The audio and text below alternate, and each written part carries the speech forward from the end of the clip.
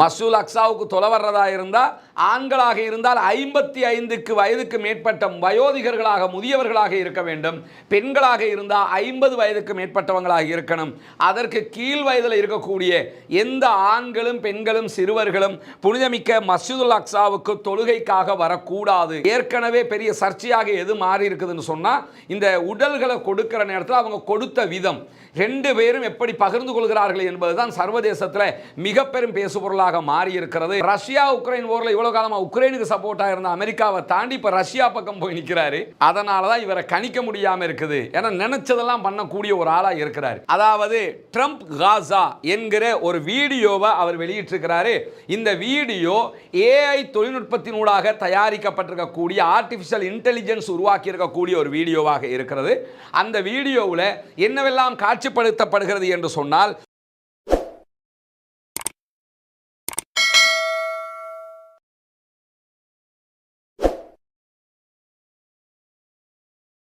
அஸ்ஸலாமு அலைக்கும் வரஹ்மத்துல்லாஹி வபரகாத். அன்பிற்கினிய சகோதர சகோதரிகளே, நம் அனைவர் மீதும் ஏக இறைவனுடைய அமைதியும் கருணையும் உண்டாகட்டுமாக என்கிற உயரிய பிரார்த்தனைகளோடு 39வது நாளாகவும் காசாவிலே ஏற்பட்டிருக்கக்கூடிய அமைதி ஒப்பந்தத்திற்கு மத்தியிலே என்னவெல்லாம் நடக்கிறது என்கிற செய்திகளை தான் பார்க்க இருக்கிறோம். குறிப்பாக புனிதமிக்க ரமலானுடைய மாதத்தை பாலஸ்தீன மக்களும் சர்வதேச உலகத்தில் இருக்கக்கூடிய அத்தனை மக்களும் எதிர்கொள்ள இருக்கக்கூடிய இந்த நிலையில் பாலஸ்தீன மக்களுடைய நிலை எப்படி இருக்கிறது என்பதுதான் இன்றைக்கு மிக முக்கியமான செய்திகளாக மாறியிருக்கிற. அதே நேரம் சற்று முன்னால் வெளியாகி இருக்கக்கூடிய ஒரு முக்கியமான செய்தியில் காசாவிலிருந்து ஒரு தாக்குதல் திடீரென இஸ்ரேலை நோக்கி நடத்தப்பட்டிருப்பதான பிரேக்கிங் நியூஸும் வெளியாகி இருக்கிறது. இன்றைக்கு வெளியாகி இருக்கக்கூடிய மிக முக்கியமான செய்திகளுடைய தொகுப்பை ஆரம்பமாக பார்க்க இருக்கிறோம். குறிப்பாக இன்றைக்கு வெளியாகி இருக்கக்கூடிய செய்திகளில் ஜெருசலத்தில் இருக்கக்கூடிய கவர்னேட் சற்று முன்னால் ஒரு முக்கியமான அறிக்கையை சர்வதேசத்தில் இருக்கக்கூடிய அரபு நாடுகளுக்கும் மனிதாபிமானம் மிக்க நாடுகளுக்கும் வேண்டுகோளாக விடுத்திருக்கிறது. அது என்ன அறிக்கை என்று சொன்னால், எதிர்வருகிற ஓரிரு நாட்களுக்குள்ளாக புனிதமிக்க ரமலானுடைய மாதத்தை நாம் அடைய இருக்கிறோம். இந்த ரமலானுடைய மாதத்திலே மஸ்ஜிதுல் அக்ஸா இஸ்லாமியர்களுடைய 3வது புனித தலமாக இருக்கிறது. இந்த மஸ்ஜிதுல் அக்ஸாவிலே தொழுகைக்கான ஏற்பாடுகள், வணக்க வழிபாடுகளுக்கான ஏற்பாடுகள் நடைபெற்று வருகிற நிலையில் இன்றைக்கும் இஸ்ரேலுடைய செட்லஸ் என்று அழைக்கப்படக்கூடிய குடியேறிகள் பலவந்தமாக உள்ளே 70க்கு மேற்பட்டவர்கள் நுழைந்திருக்கிறார்கள். நுழைந்து அங்கே அவர்களுடைய தல்முதிக் என்று சொல்லக்கூடிய வணக்க வழிபாடுகளில் ஈடுபட்டது மட்டுமல்லாமல் மஸ்ஜிதுல் அக்ஸாவினுடைய பகுதிகளையும் தாக்கி இருக்கிறார்கள் என்கிற செய்திகள் வெளியாகி இருக்கிறது. இந்த நிலையில தான் ஜெருசலம் கவர்னேட் ஒரு அறிக்கையை வெளியிட்டிருக்கிறார்கள். அதில் அவங்க என்ன சொல்றாங்கன்னா, எதிர்வருகிற ரமலானுடைய காலத்தில் தொழுகைக்கான கட்டுப்பாடுகளை இஸ்ரேல் விதிக்க இருக்கிறது. அதனுடைய செய்திகள் வெளியாகி கொண்டிருக்கிறது. எனவே தொழுகைக்கு எண்ணிக்கையில் எந்த கட்டுப்பாடுகளையும் விதிக்கக்கூடாது என்று சொல்லியும், ஆத்திரமூட்டக்கூடிய இனவரி நடவடிக்கைகளில் ஈடுபடக்கூடாது என்று சொல்லியும் உடனடியாக அரபு நாடுகள் அதற்குரிய ஏற்பாடுகளை செய்ய வேண்டும் என்கிற கோரிக்கையோடு இணைத்து என்ன சொல்றாங்கன்னா, அவர்கள் முன்வைக்கக்கூடிய இஸ்ரேலியர்களுடைய திட்டங்களில் ஒன்று என்னன்னு சொன்னால், அண்மைய நாட்களில் இந்த விடுதலை செய்யப்பட்டிருக்கக்கூடிய பாலஸ்தீன மக்கள் இருக்கிறாங்களா இல்லையா, இஸ்ரேலுடைய சிறைகளில் இருந்து கைதிகள் பரிமாற்றத்தினூடாக விடுதலை செய்யப்பட்டவர்கள், இவர்களில் யாரும் மஸ்ஜிதுல் அக்ஸாவுக்கு தொழ வரக்கூடாது என்கிற தடையையும் இஸ்ரேல் விதித்திருக்கிறது. 55 முதல் அதற்கு மேற்பட்ட ஆண்களும் 50 வயதிற்கு மேற்பட்ட பெண்களும் மாத்திரம்தான் மஸ்ஜிதுல் அக்ஸாவுக்கு தொழுகைக்காக வர வேண்டும் என்கிற ஒரு நிபந்தனையையும் இஸ்ரேல் விதித்திருக்கிறது. மஸ்ஜிதுல் அக்ஸாவுக்கு தொலை வர்றதா இருந்தால் ஆண்களாக இருந்தால் 55 வயதுக்கு மேற்பட்ட வயோதிகர்களாக முதியவர்களாக இருக்க வேண்டும். பெண்களாக இருந்தால் 50 வயதுக்கு மேற்பட்டவங்களாக இருக்கணும். அதற்கு கீழ் வயதில் இருக்கக்கூடிய எந்த ஆண்களும் பெண்களும் சிறுவர்களும் புனிதமிக்க மஸ்ஜிதுல் அக்ஸாவுக்கு தொழுகைக்காக வரக்கூடாது என்கிற நிபந்தனையையும் இஸ்ரேல் விதித்திருப்பது மட்டுமல்லாமல், கிழக்கு ஜெருசலம் பகுதிகளில் 3000க்கு மேற்பட்ட இஸ்ரேலிய இராணுவத்தை குவிப்பதற்கான திட்டத்தை அறிவித்திருக்கிறார்கள். 82 மேலதிக இராணுவ சாவடிகளும் அமைக்கப்பட்டிருக்கிறது. Military barriers 82 அமைக்கிறாங்க. இதுல 3000க்கு மேற்பட்ட இராணுவம் குவிக்கப்படுகிறது. குவிக்கப்பட்டு பள்ளிவாயலுக்கு வரக்கூடியவர்கள் கட்டுப்படுத்தப்பட போகிறார்கள். எனவே இதை தடுத்து நிறுத்துங்கள் என்கிற கோரிக்கைகளை தான் அரபு இஸ்லாமிய நாடுகளிடத்தில் சர்வதேச ரீதியாக பாலஸ்தீன மக்கள் கோரிக்கையாக முன்வைத்திருக்கிறார்கள் என்று சொல்லி இன்றைக்கு பாலஸ்தீனத்தினுடைய PA பாலஸ்டைன் அத்தாரிட்டி அறிவித்திருக்கக்கூடிய அறிவிப்பில் வெளியிட்டிருக்கக்கூடிய காட்சியை நம்ம பார்க்கலாம். ஒரு பள்ளிவாயலில் சென்று தொழுகை நடத்துவது என்பது ஒரு மனிதனுடைய அடிப்படை உரிமையாக இருக்கிறது. அவனவன் விரும்புகிற மதத்தின் அடிப்படையில் அவரவர்களுடைய மதத்தலங்களில் சென்று தொழுகை நடத்தலாம். இதற்கு வயது வரம்பு வித்தியாசம் எல்லாம் கிடையாது. எந்த ஒரு மதமோ எந்த ஒரு நாடோ இப்படியான சட்டங்களை வகுப்பதும் கிடையாது. ஆனால் இஸ்ரேல் பாலஸ்தீன மக்களுக்கு மாத்திரம் இந்த நிபந்தனைகளை விதிப்பது மட்டுமல்லாமல் 55 வயதுக்கு மேற்பட்ட ஆண்களும் 50 வயதுக்கு மேற்பட்ட பெண்களும் மாத்திரம்தான் செல்ல வேண்டும் என்பது எந்த வகை நியாயம், எந்த வகை ஜனநாயகம் என்கிற கேள்விகளும் இந்த இடத்திலே எழுவதை நாம் தவிர்க்க முடியாமல் இருக்கிறது. இப்படியான நேரத்தில் தான் இன்றைக்கும் மேற்கு கரை என்கிற வெஸ்ட் பேங்க் பகுதிகளில் 50க்கு மேற்பட்ட பாலஸ்தீன அப்பாவிகளை கைது செய்திருக்கிறது இஸ்ரேலிய ஆக்கிரமிப்பு ராணுவம் என்கிற செய்திகள் வெளியாகி இருக்கிற அதே நேரத்தில் இன்றைய தினம் இஸ்ரேலுக்கும் பாலஸ்தீன விடுதலை அமைப்புக்கும் இடையில ஏற்கனவே பல முருகல்கள் இருந்து கொண்டிருந்தாலும் எகிப்து வழியாக ஒரு ஒப்பந்தத்திற்கு ஒரு நிலைப்பாட்டிற்கு வந்திருக்கிறார்கள். நாளைய தினம் இஸ்ரேலுடைய 4 பணைய கைதிகளின் மேலதிக பாடிகளை உடல்களை வழங்குவதற்கு பாலஸ்தீன விடுதலை அமைப்பு தயாராக இருக்கிறது என்கிற செய்திகள். நாளைய தினம் எந்த இடத்தில் எப்படி அவர்கள் வழங்கப் போகிறார்கள் என்கிற கேள்வி இருக்குது. ஏன்னா ஏற்கனவே பெரிய சர்ச்சையாக எது மாறி இருக்குதுன்னு சொன்னா இந்த உடல்களை கொடுக்கிற நேரத்தில் அவங்க கொடுத்த விதம் 2 பேரும் எப்படி பகிர்ந்து கொள்கிறார்கள் என்பதுதான் சர்வதேசத்தில் மிக பெரும் பேசுபொருளாக மாறி இருக்கிறது. உதாரணமாக பாலஸ்தீன கைதிகளை கொடுக்கிற நேரத்தில் உலகத்திலே எது தரம் தார்ந்த பேக்காக இருக்குமோ அந்த மாதிரி பேக்குக்குள்ள தார்பாய்களுக்குள்ள என்ன பண்றாங்கன்னா உடல்களை சில உடல்கள் துண்டு துண்டாக வருகிறது. அப்படியெல்லாம் குற்றச்சாட்டுகள் பாலஸ்தீன தரப்பிலிருந்து முன்வைக்கிறாங்க. அந்த மாதிரியான உடல்களை உள்ள போட்டு எந்தவித மரியாதையும் இல்லாமல் கண்ணிய குறைவோடு பாலஸ்தீன மக்களுடைய ஜனாசாக்களை இஸ்ரேல் அனுப்புகிற நேரத்தில் இஸ்ரேலியர்களுடைய பணைய கைதிகளுடைய உடல்களை பாலஸ்தீன விடுதலை இராணுவம் எப்படி கொடுக்கிறது என்று சொன்னால் அழகான பெட்டிக்குள் வைத்து முறைப்படி ஒரு உடலுக்கு கொடுக்க வேண்டிய கண்ணியத்தோடு அவர்கள் அனுப்பி வைக்கிறார்கள். இந்த குற்றச்சாட்டுக்கள் ஏற்கனவே இஸ்ரேலால் முன்வைக்கப்பட்டிருக்குது. என்னன்னா நீங்க உடலை தரக்கல அதையும் எல்லாருக்கும் காட்டி தர்றீங்க, பகிரங்கமாக வச்சு கொடுக்குறீங்க, அதனால நாங்கள் இந்த பிரச்சனையில தலையிட வேண்டி இருக்குதுன்னு சொல்லி தான் பிரச்சனையே உண்டாக்கினாங்க. அது என்னன்னா உடம்பை கொடுக்கல சர்வதேச மீடியா எல்லாம் பார்க்குது, என்னடா இவங்க இப்படி நடக்கிறாங்களேன்னு சொல்லி ஒரு நல்ல பேர் வந்துடுதுங்கிறதுனால திரும்ப உடல்களை தரக்கல, சாதாரணமாக தரணும், பெட்டியில் போட்டு தான் தரணும், ஆனால் மீடியா கவரேஜ் இல்லாமல் நார்மலாக தந்துடணுங்கிறது அவங்களுடைய கோரிக்கை. பொறுத்திருந்து பார்ப்போம் நாளைய தினம் பாலஸ்தீன விடுதலை அமைப்பு அந்த உடல்களை எப்படி ஒப்படைக்கிறது என்பதை, அதை பொறுத்து தான் இஸ்ரேலுடைய செயல்பாடு எப்படி அமைகிறது என்பதையும் நாம் கணிக்க முடியும். அன்பிற்கினிய சகோதர சகோதரிகளே, புனிதமிக்க ரமலானுடைய மாதத்தை நாம் அடைய இருக்கிறோம். இந்த நிலையில் ரமலானுடைய மாதத்தில் பெண்களால் பெண்களுக்காக நடத்தப்படுகிற நம்முடைய ரைஸ் அப் அகாடமி ஊடாக ஆலிமாக்கள் நிறைய நிகழ்ச்சிகளை பெண்களுக்காக நடத்த இருக்கிறாங்க. அதில் குறிப்பாக இஸ்லாமிய சட்டங்கள் அதே போன்று குரான் மற்றும் சஹீஹான ஹதீஸ்கள் மூலமாக அறிந்து கொள்வதற்கான ஒரு ஏற்பாடு பெண்களுக்காக செய்யப்பட்டிருக்கிறது. இந்த நிகழ்ச்சியில் 15 வயதுக்கு மேற்பட்ட பெண்களுக்கானது, அதே போன்று வெற்றியாளர்களுக்கு பரிசில்கள் வழங்குவதாக அறிவித்திருக்கிறார்கள். பங்கு பெற்றுவோர் அனைவருக்கும் சான்றிதழ்களும் வழங்கப்படும் என்கிற செய்திகளையும் ரைஸ் அப் அகாடமி சார்பாக அறிவித்திருக்கிறார்கள்.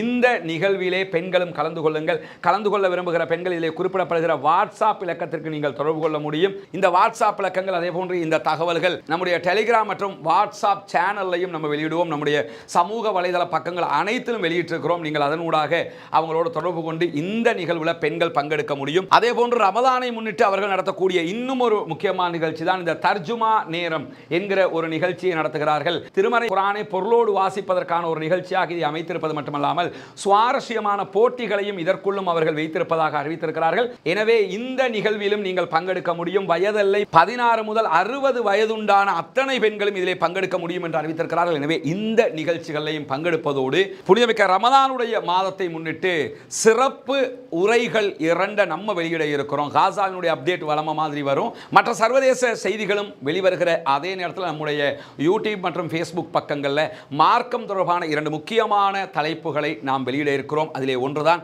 வரலாற்று நாயகர்கள் என்கிற பெயரில் ஹீரோஸ் ஆஃப் ஹிஸ்டரி என்கிற தலைப்பில் ரமலானிலே 15 நாட்களுக்கு இன்ஷா அல்லாஹ் நபித்தோழர்களுடைய அரிதாக பேசப்படக்கூடிய தரக்கூடிய மிக முக்கியமான செய்திகளை தொகுத்து வழங்க இருக்கிறோம். வெறும் 20 நிமிடங்கள் மாத்திரம்தான் இந்த உரை ஒளிபரப்பாக இருக்கிறது.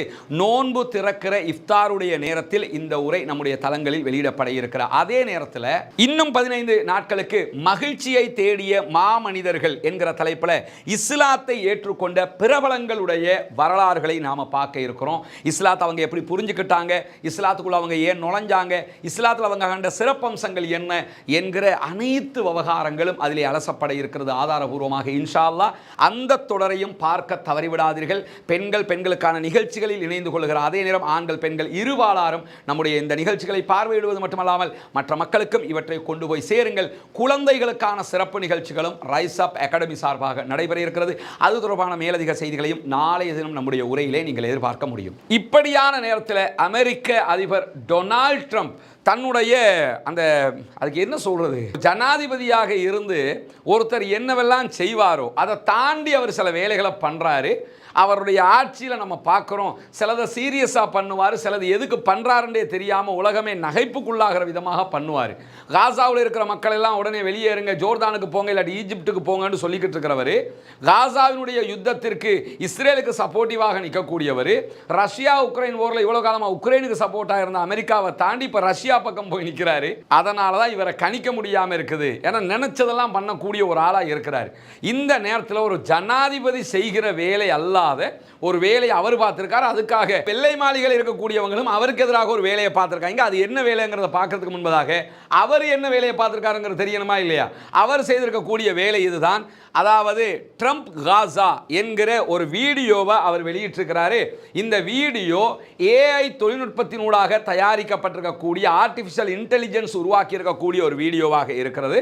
அந்த வீடியோவில் என்னவெல்லாம் காட்சிப்படுத்தப்படுகிறது என்று சொன்னால், ட்ரம்ப் காசா என்கிற காசாவினுடைய ரிசார்ட் ஒன்று உருவாக்கப்பட்டு சுற்றுலா பயணிகளுக்கான ஒரு வலயமாக காசா ஆக்கப்பட்டிருக்கிறது. அங்கே சுற்றுலா பயணிகள் வந்து போய் இருக்கக்கூடிய நேரத்தில் காசாவினுடைய பகுதிகளில் ட்ரம்ப் காசா என்கிற ஒரு பகுதி, அந்த காசாவுக்குள்ளேயே ஒரு ரெசார்ட் ஒன்று உருவாக்கப்படுகிறது. அந்த ரெசார்ட்டில் உயரமான கட்டிடங்கள், அதே போன்று அழகான கடற்கரைகள் எல்லாம் காட்டப்படக்கூடிய நேரத்தில் பாலஸ்தீன மக்களும் பாலஸ்தீன குழந்தைகளும் சுரங்க பாதைகளுக்குள்ள இருந்து வெளியே வர்றாங்க. குண்டு வெடிச்சிருக்கக்கூடிய அந்த கட்டிடங்களுக்குள்ளே இருந்து வெளியே வர்றாங்க. அப்படி வெளியே வருகிற நேரத்தில் எலான் மாஸ்க்கும் அந்த வீடியோவில் காட்சிப்படுத்தப்படுறாரு. எலான் மாஸ்க் என்ன பண்றாருன்னு சொன்ன அந்த பணங்களை எல்லாம் அப்படி மேலே போட்டு காசுக்குள்ள விளையாடிக்கிட்டு இருக்கிறாரு. எதையோ ஒன்று சாப்பிட்றாரு, அதுக்கப்புறம் காசுக்குள்ள அவர் விளையாடிக்கிட்டு இருக்கிறாரு. டொனால்ட் ட்ரம்ப் அரகுர ஆடையோடு இருக்கக்கூடிய ஒரு பொம்பளையோட டான்ஸ் ஆடிக்கிட்டு இருக்கிறாரு. அப்படி டான்ஸ் ஆடும்போது இன்னொரு காட்சியில் பெஞ்சமின் நெத்தனியாகு இஸ்ரேலுடைய பிரதமரும் அமெரிக்க ஜனாதிபதி டொனால்ட் ட்ரம்பும் சூரிய குளிக்கக்கூடிய விதமான ஒரு காட்சியும் அதிலே படமாக்கப்பட்டிருக்கிறது. இந்த காட்சிக்கு நடுவில் ஒரு பாடல் ஒன்று ஒளிபரப்பப்படுகிறது. அந்த பாடலில் என்ன சொல்லப்படுதுன்னா, உங்களை விடுவிப்பதற்காக டொனால்ட் ட்ரம்ப் வர்றாரு, காசா மக்களுக்கு சுதந்திரத்தை கொடுக்க வர்றாராம். சுதந்திரத்தை கொடுக்கறதுனா காசாவை தான் கொடுக்கணும், காசாவிலிருந்து வெளியேற்றுறதல்ல.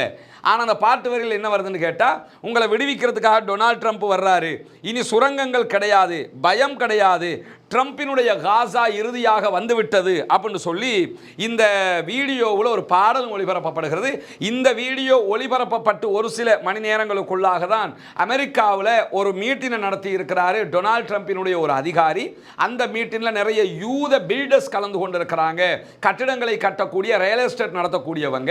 அவங்களோட ஒரு மீட்டினை நடத்தியிருக்கிறாங்க. காசாவை கைப்பற்றினா அதை எப்படி ரியல் எஸ்டேட்டாக மாற்றுறதுன்னு சொல்லி ஒரு மீட்டினும் நடத்தப்பட்டிருக்கிறது. நம்ம இது ஏதோ ஓஞ்சி போகுதுன்னு நினைச்சா ஓஞ்சி போக டொனால்ட் ட்ரம்ப் வந்து தன்னுடைய வித்தைகளை, தன்னுடைய இந்த மாதிரி கூத்துகளை காட்டிக்கிட்டு தான் இருக்கிறார். அவருடைய ட்ரூத் சோஷியல் பேஜில் தான் இதை வெளியிட்டிருக்கிறார். டொனால்ட் ட்ரம்ப்புக்கு கடந்த ஆட்சி முடிவில் அவர் தேர்தலில் தோத்து போயிடுறாரு. தோற்று போகிற நேரத்தில் சோசியல் மீடியாலாம் அவருக்கு எதிராக திரும்பி இருந்தது. இப்போ எலான் மாஸ்கில் கையில் இருக்கக்கூடிய எக்ஸ் வலைதளம் அன்றைக்கு எலான் மாஸ்கிடம் இருக்கவில்லை, அதுவும் இவருக்கு எதிராக இருந்தது. அதே போன்று ஃபேஸ்புக் மொத்தமாக இவருக்கு எதிராக இருந்து ஃபேஸ்புக் இவரை தன்னுடைய ஃபேஸ்புக் தளத்தில் இருந்தே ஓரங்கட்டியும் இருந்தது. அந்த நேரத்தில் என்ன பண்ணாருன்னா, உடனடியாக ட்ரூத் சோஷியல் என்று சொல்லி ஃபேஸ்புக் மாதிரி இன்ஸ்டாகிராம் மாதிரி அவர் ஒரு சோஷியல் மீடியாவை பெரிய கோடீஸ்வரனுங்கிறதுனால உருவாக்கி இருந்தார். அந்த ட்ரூத் சோஷியலில் தான் இந்த வீடியோ வெளியிட்டிருக்கிறாரு. யூடியூப்லையும் இன்றைக்கு பல ஊடகங்கள் இதை டவுன்லோட் பண்ணி வெளியிட்டிருக்கிறாங்க. அந்த வீடியோவில் இந்த காட்சிகள் எல்லாம் காட்டப்படுகிறது. எனவே டொனால்ட் ட்ரம்ப் மீண்டும் மீண்டும் இதை வலியுறுத்துகிறார் என்பதற்கான ஒரு வீடியோவாக இது பார்க்கப்படுகிறது. சர்வதேச அளவில் மனிதாபிமானம் மிக்க பல நாடுகளாலும் பல மக்களாலும் இந்த வீடியோ கண்டனத்துக்குள்ளாகி இருப்பது இருப்பதையும் நாம் பார்க்க முடிகிறது. ஏன்னு சொன்னால் எலான் மாஸ்க் மாதிரி ஒரு பணக்காரனும் இதோடு சேர்ந்து கொண்டு ஒரு சமூகத்தை அழிப்பதற்கு திட்டமிடுகிறார்கள் என்பதுதான் இதனுடைய மிகப்பெரிய அடிப்படையாக இருக்கக்கூடிய நேரத்தில் தான் ஐநாவினுடைய பாதுகாப்பு கவுன்சிலில் இஸ்ரேல் அதே போன்று அமெரிக்காவினுடைய முன்னாள் பேச்சுவார்த்தையாளராக செயல்பட்டவர் இன்றைக்கு இஸ்ரேலை கடுமையாக கண்டித்திருக்கிறார். அவங்கள ஆட்களே அவங்களை கண்டிக்கிற ஒரு நிலை ஏற்பட்டிருக்கிறது. அமெரிக்கா மற்றும் மத்திய கிழக்குக்கான திட்டத்தினுடைய தலைவராக இருக்கக்கூடிய லெவி தான் இன்றைக்கு இந்த கண்டனங்களை தெரிவித்திருக்கிறார். பாலஸ்தீனர்களை பாலஸ்தீனிலிருந்து வெளியேற்றி காசாவை கைப்பற்றுகிற டொனால்ட் ட்ரம்பினுடைய திட்டத்தை வெளிப்படையாக கண்டித்திருக்கிறார். பாலஸ்தீனியர்கள் சட்டவிரோதமான கட்டாய இடப்பெயர்வை எந்த அரசுமே அங்கீகரிக்க கூடாது, அதை ஊக்குவிக்கவும் கூடாது என்று சொல்லி அவர் வலியுறுத்தி இருக்கிறது மட்டுமல்லாமல் பாலஸ்தீனத்தில் இருந்து பாலஸ்தீன மக்களை வெளியேற்றுகிற திட்டத்தை எந்த கவர்மெண்டாவது ஆதரிச்சாங்கன்னா அவர்களை ஐநா பாதுகாப்பு கவுன்சிலில் இருந்து ஓரமாக்கணும் என்று சொல்லி பேசியிருக்கிறார். பெரும்பாலும் இன்னைக்கோ நாளைக்கோ இவரை போஸ்ட்ல இருந்து ஓரமாக்கிடுவாங்க. ஏன்னா அப்படியான ஒரு இடத்துல போய் நின்று தன்னை பதவிக்கு அமர்த்தியவர்களுக்கு எதிராகவே அவர் பேசியிருக்கிறார். அதனால அவரை கண்டிப்பாக பதவியிலிருந்து தூக்கிடுவாங்கிறது தெரியும். ஆனாலும் உண்மையை பேசியிருக்கிறார் என்பதை இந்த இடத்திலே நாம் கவனிக்க இருக்கிறோம். அதே நேரத்தில் இஸ்ரேலுடைய எதிர்க்கட்சி தலைவர் லாபிட் வாஷிங்டன் டிசியில் பத்திரிகைகளுக்கு வழங்கி இருக்கக்கூடிய ஒரு பேட்டி, ஒரு அறிக்கை தொடர்பாக எகிப்து தன்னுடைய கண்டனத்தையும் மறுப்பறிக்கையையும் இன்றைக்கு வெளியிட்டிருக்கிறது. சவுதி அரேபியாவினுடைய அல் அரபியா தொலைக்காட்சி இந்த செய்தியை ஒரு முக்கியமான செய்தியாக இன்றைக்கு வெளியிட்டிருக்கிறது. அதில் அவங்க என்ன சொல்லியிருக்கிறாருன்னு சொன்னால், இந்த யுத்தம் முடிவுக்கு வந்து சமாதான பேச்சுவார்த்தை எல்லாம் முடிவுக்கு வந்ததோட காசாவை ஆட்சி செய்கிற என்கிற இடத்திற்கு 15 ஆண்டுகள் எடுக்க வேண்டும். அதிலே 8 ஆண்டுகள் காசாவை மொத்தமாக பொறுப்பெடுத்து எகிப்து தான் ஆள வேண்டும், எகிப்து தான் மொத்தமான பணிகளை செய்ய வேண்டும் என்று சொல்லி இன்றைக்கு அவர் வாஷிங்டன் டிசியில் பேசியிருக்கிறது மட்டுமல்லாமல் இதற்கு பகரமாக எகிப்து மேலே இருக்கக்கூடிய பாரிய கடன்களை அமெரிக்கா உள்ளிட்ட மற்ற நாடுகள் கொடுத்திருக்கக்கூடிய கடன்களை எல்லா நாடுகளும் கழிச்சு விட்டு அவங்களை ரிலீஸ் பண்ணி விட்டுருங்க. கடன்களை கழிப்பதற்காக வேண்டி காசாவை ஆளுகிற பொறுப்பை, காசாவை கைப்பற்றிக் கொள்ளுகிற பொறுப்பை எகிப்திடத்தில் கூட நம்ம ஒப்படைக்கலாம், அமெரிக்கா தான் எடுக்கணுங்கிற தேவை கிடையாது என்கிற அறிக்கை அவர் வெளியிட்டதோடு இன்றைக்கு அப்துல் ஃபத்தா சிசி தலைமையிலான எகிப்திய அரசாங்கம் உடனடியாக மறுப்பு தெரிவித்திருக்கிறது. காசாவினுடைய மக்கள் தான் ஆள வேண்டும், காசாவை எந்த நாடும் கைப்பற்றக்கூடாது, அமெரிக்காவும் கைப்பற்றக்கூடாது, நாங்களும் கைப்பற்ற மாட்டோம், அது காசா மக்களுக்கானது, போரினால் பாதிக்கப்பட்டிருக்கக்கூடிய பகுதிகளை நாம் சரி செய்து கொடுப்பதுதான் நம்முடைய பணி என்று சொல்லி இன்றைக்கு அவர் வெளியிட்டிருக்கக்கூடிய அறிக்கையில் சொல்லி இருப்பதை நாம் கவனிக்க முடிகிறது. அது மட்டுமல்லாமல் அன்பிற்கினிய சகோதர சகோதரிகளே, நமக்கெல்லாம் தெரியும் கடந்த ரமலானுடைய மாதத்திலே நோன்பு பிடிப்பதற்கும் நோன்பு திறப்பதற்கும் கஷ்டப்படுகிற மக்களுக்காக நம்மால் முடிந்த உதவிகளை வாரி வழங்கி அவர்களுக்கான உதவிகளை நாம் செய்திருப்பதை நீங்கள் மறந்திருக்க மாட்டீர்கள். உங்களுடைய உதவிகளை கொண்டுதான் அவற்றையெல்லாம் நாம் மக்களிடம் கொண்டு போய் சேர்த்திருந்தோம். அந்த அடிப்படையில் ரமலானுடைய மாதத்தை நாம் நெருங்கி கொண்டிருக்கிறோம். நோன்பு பிடிப்பதற்கு கஷ்டமாக இருக்கக்கூடிய மக்களுக்காகவும் நோன்பு திறக்க கஷ்டப்படக்கூடிய மக்களுக்காகவும் உலருணவு பொதிகளை வழங்குவதற்கான ஏற்பாடுகளை செய்திருக்கிறோம். உலருணவு பொதிகளை வழங்குவதற்கு உதவி செய்ய விரும்புகிற சகோதரர்கள் முன்னால் தெரிகிற என்னுடைய தொலைபேசி மற்றும் வாட்ஸ்அப் இலக்கத்துக்கு தொடர்பு கொண்டு உங்களால் முடிந்த பொருளாதார உதவிகளை வாரி வழங்குங்கள். நபிகள் நாயகம் ஸல்லல்லாஹு அலைஹி வஸல்லம் அவர்கள் சொன்னார்கள், இத்தகுன்னார வலவ் பிஷிக்கி தம்ரா, ஒரு பேர்ச்சம்பளத்தின் துண்டுதான் இருக்கிறது என்றாலும் அதை தர்மம் செய்து நரகத்தை விட்டும் பாதுகாப்பு தேடிக்கொள்ளுங்கள் என்று சொன்னார்கள். நரகத்தை விட்டு பாதுகாப்பு தேடக்கூடிய உயரிய பணியான இந்த பணியிலே நீங்கள் இணைந்து கொள்ளுங்கள். அது மாத்திரமல்லாமல் ரமலானுடைய காலத்திலே இஃப்தார் நிகழ்ச்சிகளை ஏற்பாடு செய்ய இருக்கிறோம். அத்தோடு இணைத்து மாற்று மத அன்பர்களுக்கு இஸ்லாத்தை எடுத்து சொல்லுகிற நிகழ்ச்சிகளையும் ஏற்பாடு செய்திருக்கிறோம். இந்த நிகழ்ச்சிகளுக்கும் உங்களால் முடிந்த உதவிகளை வாரி வழங்குமாறு அன்பாக கேட்டுக்கொள்கிறோம். எனவே இந்த உதவிகளை செய்து நாளை மறுமையிலே உயரிய நன்மைகளை பெற்றுக்கொள்வோமாக. சமூகத்திற்கான பணியிலே கைகோர்ப்போம், சொர்க்கத்தை அடைவதற்கான முயற்சியிலே ஈடுபடுவோம். வல்ல ரஹ்மான் நம் அனைவரையும் எப்போதும் நல்ல பணிகளில் ஒன்றிணைப்பானாக. முன்னால் தெரிகிற என்னுடைய தொலைபேசி மற்றும் வாட்ஸ்அப் இலக்கத்திற்கு தொடர்பு கொண்டு உங்களால் முடிந்த உதவிகளை வாரி வழங்குங்கள். ஏழை எளிய மக்களுடைய துயர் துடைத்து அவர்கள் நோன்பு பிடிப்பதற்கான வாய்ப்பை ஏற்படுத்துவோம். வல்ல ரஹ்மான் நமக்கு அருள் புரிவானாக. இஸ்ரேல் சிரியாவினுடைய கோலன் மலைக்குன்று பகுதிகளில் திடீர் தாக்குதலை நடத்தி இருக்கிறது. சிரியா தொடர்பான எந்த விதமான அறிக்கைகளையும் இதுவரைக்கும் வெளியிடவில்லை. ஆனால் திடீரென சிரியாவினுடைய பகுதிகளில் இஸ்ரேல் தாக்குதல்களை நடத்தி இருக்கிறது. கொஞ்சம் எல்லாமே தணிஞ்சுக்கிட்டு வரும்போது ஏன் திடீர் தாக்குதலை நடத்தினார்கள் என்கிற கேள்வி வருகிறது. சிரியாவினுடைய கவர்மெண்ட் ரொம்ப டவுன் கவர்மெண்ட்டாக இருக்கிறாங்கிறது நமக்கு தெரியும். ஏன்னா ஆயுதங்கள் எல்லாம் இழந்து நிற்கிறாங்க. அசாதினுடைய வீழ்ச்சிக்கு பிறகு அவங்க ஸ்டேபிள் ஆகலை. இன்னும் அவங்க ஒரு புரட்சி படையாக வந்து அவங்க கிட்ட ஆயுதங்கள் எல்லாம் வச்சுக்கிட்டு இருந்தாங்கங்கிறது தனி விஷயம். ஆனால் ஒரு இஸ்ரேல் மாதிரியான ஒரு நாட்டோட சண்டை பிடிக்கிறதாக இருந்தால் அதை விட பெரிய ஆயுதங்கள் எல்லாம் அவங்களுக்கு தேவைப்படும். இஸ்ரேல் அந்த புரட்சி நடக்கிற கேப்பை பயன்படுத்தி என்ன பண்ணிட்டாங்கன்னா நிறைய ஆயுதங்களை, சிரியாவினுடைய ஆயுதங்களை அழிச்சும் இருக்கிறாங்க. இந்த நேரத்தில் சர்வதேச ரீதியிலான சண்டைக்கு சிரியாவை இழுத்து விடக்கூடிய ஒரு விதமாகத்தான் இந்த தாக்குதல்கள் நடத்தப்பட்டிருக்கு. இந்த தாக்குதலுடைய அடுத்த கட்ட விளைவுகள் என்ன, சிரியாவினுடைய அரசாங்கம் என்ன செய்ய போகிறது, என்ன விதமான நடவடிக்கைகளை எடுக்கிறது என்பது தொடர்பான செய்திகள் வெளிவருகிற போது அதை ஒரு தனி செய்தியாக நம்ம பார்ப்போம் இன்ஷா அல்லாஹ். அது மட்டுமல்லாமல் இன்றைக்கு வெளியாகி இருக்கக்கூடிய இன்னும் ஒரு முக்கியமான செய்தி, சற்று முன்னால் வெளியான செய்தி தான் அல் ஜசீராவினுடைய அரபு பக்கம் வெளியிட்டிருக்கக்கூடிய செய்தி. காசாவில் இருந்து இஸ்ரேலை நோக்கி ஒரு தாக்குதல் நடத்தப்பட்டிருப்பதாகவும், ஒரு ஆளில்லா ட்ரோன் ஏவப்பட்டிருப்பதாகவும், அந்த ட்ரோன் இஸ்ரேலுக்குள் நுழைவதற்கு முன்பதாக காசாவுக்குள்ளேயே விழுந்து வெடித்திருக்கிறது, வெடிப்பு சப்தங்கள் கேட்டிருக்கிறது என்கிற செய்திகளை அல் ஜசீராவினுடைய அரபு பக்கம் சொல்றாங்க. ஆனால் சப்தம் கேட்டுச்சுன்னு தான் சொல்றாங்க. அந்த சப்தம் எந்த இடத்தில் கரெக்டாக கேட்டது, அது ஒரு ஆளில்லா விமான தாக்குதல் தானா என்பதை அல் ஜசீரா உறுதிப்படுத்தலை. ஆனால் இஸ்ரேலிய அதிகாரிகள் என்ன சொல்றாங்கன்னா அது ஆளில்லா விமான தாக்குதல் தான் சொல்றாங்க. இப்படியான ஒரு நிலையில இது மாதிரியான ஒரு காரியத்தை பலஸ்டைன் விடுதலை இராணுவம் செய்யுமான்னு பார்த்தோம்னா செய்வதற்கு வாய்ப்பே இல்லை. சில நேரங்களில் வேறு விதமான சூழ்ச்சிகள் நடப்பதற்கான வாய்ப்பு இருக்கிறது. என்ன நடக்கிறது என்பது அடுத்தடுத்து வரக்கூடிய செய்திகளை பொறுத்து தான் இருக்கிறது. அந்த செய்திகள் வருகிற போது உடனடியாக அதை உங்களோடு பகிர்ந்து கொள்ள தயாராக இருக்கிறோம். வல்ல ரஹ்மான் தான் பாலஸ்தீன மக்களை பாதுகாக்க வேண்டும், பாலஸ்தீன மக்களுக்கு அருள் புரிய வேண்டும். பாலஸ்தீன மக்களுக்கு அல்லாஹ்வுடைய அருள் கிடைக்க தொடர்ந்து அல்லாஹ்விடத்திலே கையேந்துங்கள், பிரார்த்தனை செய்யுங்கள். புனிதமிக்க ரமதானுடைய மாதத்தை அடைய இருக்கிறோம். அந்த மக்களுக்காக பிரார்த்தனை செய்ய மறந்து விடாதீர்கள். ஜனநாயக ரீதியாக பாலஸ்தீன மக்களுக்காக குரல் எழுப்புவோமாக. வாஹிர் தஅவானா அல்ஹம்துலில்லாஹி ரப்பில் ஆலமீன்.